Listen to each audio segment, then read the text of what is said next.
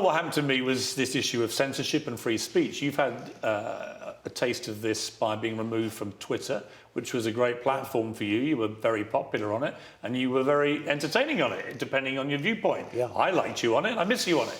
It used to cheer up a boring day. And Twitter is now boring. Well, do you miss being on Twitter?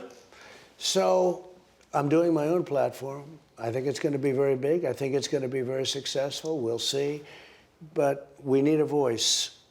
The good news is I have a voice because I do interviews with you and other people, some friends and some not friends of yourself.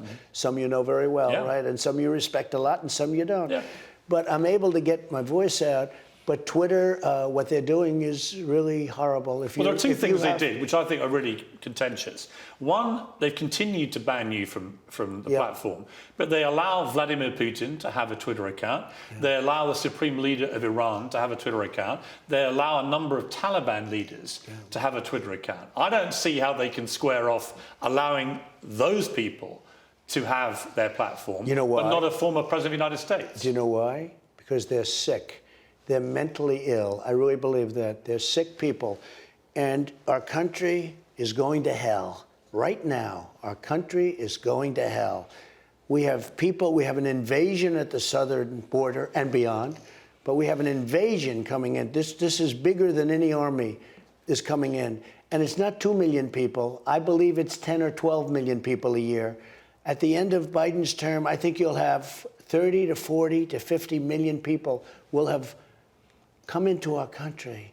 Many of these people are not people that would ever qualify for any country. Many are people released from prisons from other countries. You know, last week we had 129 countries represented. It's no longer Honduras and Guatemala and Mexico and, you know, the area. They think like, oh, they're coming in from El Salvador. It's now, the whole world is being dumped into the United States. We're like a garbage dump. And this is allowed to go on. And the media doesn't want to talk about it. If you turn on to NBC fake news or CBS fake news, any of them, CNN, which is, you know, totally fake, if you turn on to, they don't even talk about the border. They rarely talk about the border. Such an important thing, and they rarely talk. Our country is being invaded, and we do nothing about it. I believe, and we'll finish up with this, but I believe our country has never been at a lower point. We had the strongest border in the world. We had the strongest border we've ever had. And now we have the weakest border.